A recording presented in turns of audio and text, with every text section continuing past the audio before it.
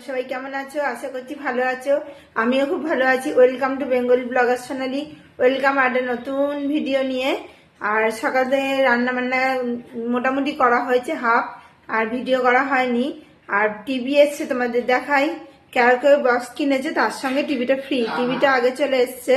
বন্ধুরা, প্যাকিং করা রয়েছে, এই যে এর ভিতরে আছে টিভি। কালকে যখন লাগানো হবে তোমাদের ভিডিওটা পুরোপুরি দেখাবো। আজকে তো যখন এসছে আমি একটু কাজে ব্যস্ত ছিলাম, ওই জন্য আর দেখানো হয়নি। মেয়ের পরীক্ষা ছিল, মেয়েকে পাঠানোর ছিল, ওই জন্য আর তখন দেখানো হয়নি।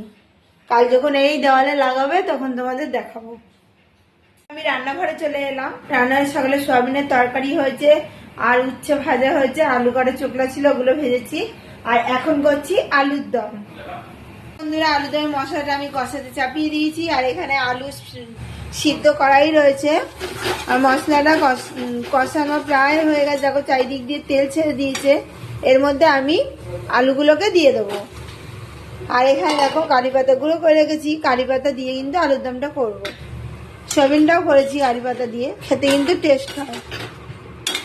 দেখো এবার আলু দিয়ে ভালো করে কষিয়ে নিচ্ছি, যেহেতু সিদ্ধ করার আলু, ওই জন্য তেলের মধ্যে আগেই দিইনি, এরম ভাবে রান্না করছি।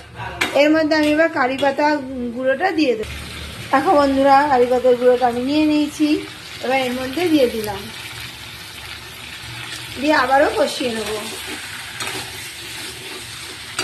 এর মধ্যে জিরে, ধনে, আদা বাটা, লঙ্কার গুঁড়ো, নুন, হলুদ দিয়ে কিন্তু এটা রান্না করছি, তার সাথে কারি পাতা গুঁড়ো। আর একটু নামাবার আগে ধনে পাতা দিয়ে দেবো। আর সয়াবিনের তরকারিটাও তোমাদের দেখাই, চলো। এখানে সয়াবিনের তরকারি করেছি।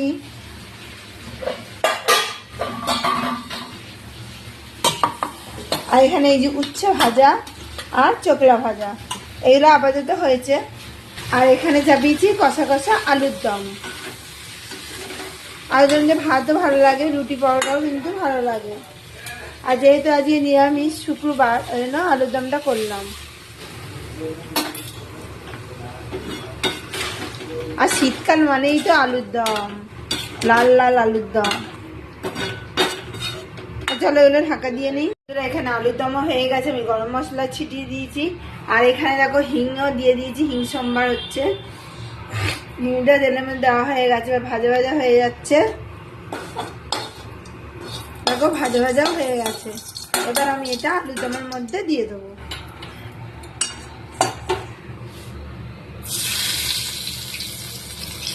ভালো করে হিংগুলো দিয়ে দেবো এর মধ্যে। রান্না কমপ্লিট হয়ে গেল। এবার আমি রেডি ফেডি হবো, মেয়েকে আনতে যাবো। মেয়েরও পরীক্ষা শেষ হয়ে এসছে, আর নিয়ে আসি ওকে। নিয়ে এসে তারপর আবার রান্নাঘরে টুকিটাকি যে কাজগুলো বাকি আছে সেগুলো আবার সারবো। তা চলে যাওয়া যাক।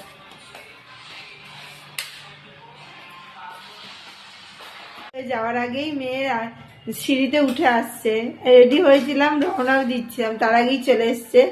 এসেই দেখাই তোমাদের, ভাত খেতে বসে পড়েছে। রান্না হয়েছিল না, সেন ভাত আর আলু সিদ্ধ দিয়েছিলাম মেখে ফেনা ভাতের সাথে।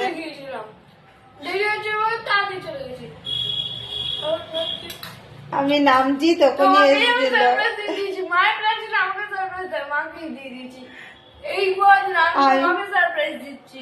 আমি ভেবেছি আজকে আর আসতে পারবে না, আগে আগে রওনা দিয়ে দিই।